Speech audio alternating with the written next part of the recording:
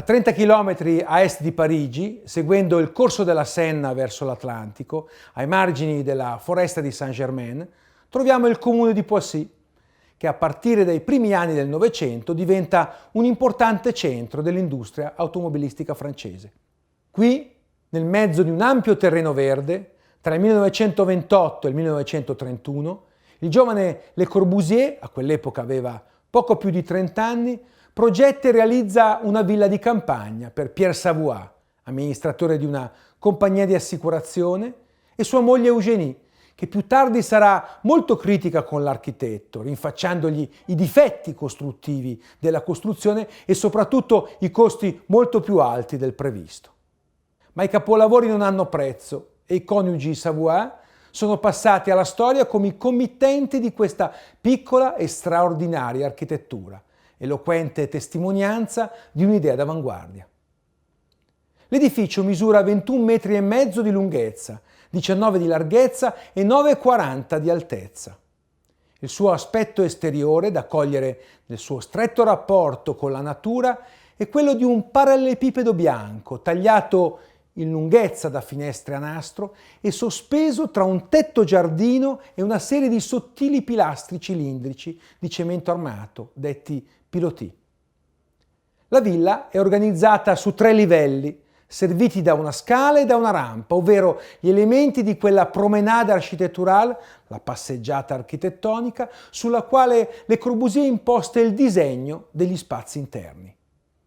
In sintesi, al piano terra c'è il garage per le automobili, al primo piano ci sono il soggiorno affacciato su una grande terrazza, le stanze da letto e i servizi, mentre dalla terrazza, attraverso la parte esterna della rampa, si accede al tetto giardino dominato dalla presenza di una grande finestra che ritaglia il paesaggio.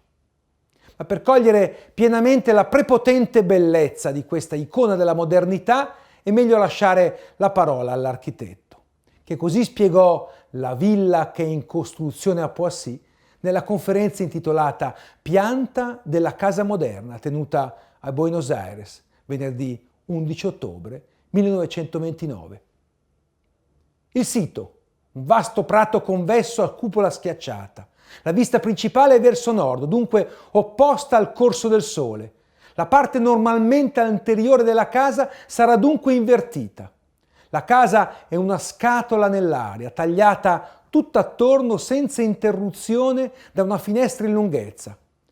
Più che un'esitazione per fare dei giochi architettonici di pieni e vuoti. La scatola è in mezzo alle praterie, dominante sul verde circostante.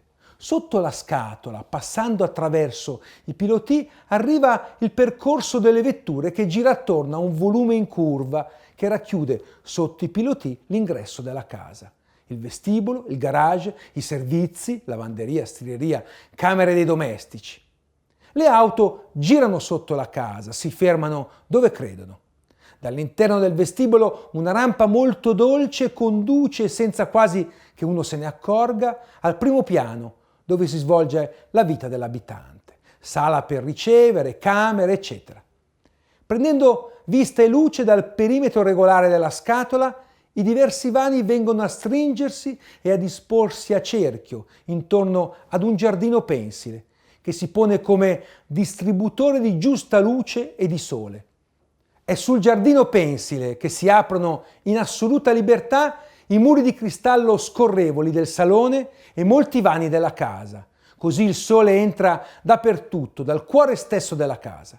Dal giardino pensile la rampa, divenuta ora esterna, conduce sopra la copertura, al solarium. Quest'ultimo del resto è collegato dalle 3 rampe di una scala a chiocciola con la cantina scavata nel suolo sotto i pilotis. Questa elicoide, organo verticale puro, si inserisce liberamente nella composizione orizzontale. Per finire, guardate la sezione. L'aria circola dappertutto, la luce giunge in ogni punto, penetra dappertutto. La circolazione genera delle impressioni architettoniche di una diversità che sconcerta qualsiasi visitatore estraneo alla conoscenza della libertà architettoniche create dalle tecniche moderne. I semplici pilastri del piano terra, per una giusta disposizione, tagliano il paesaggio con una regolarità che ha come effetto quello di sopprimere la nozione stessa di davanti o di dietro o di fianco della casa. La pianta è pura, generata dalla più precisa necessità. Si trova al giusto posto nell'agreste paesaggio di Poissy. Ma, conclude Le Corbusier, sarebbe stupenda anche a Biarritz. La Villa Savoie, capolavoro dell'architettura moderna e manifesto delle teorie dell'abitare di Le Corbusier, dopo anni di abbandono e un lungo restauro, è oggi inserita nella lista dei monumenti storici francesi.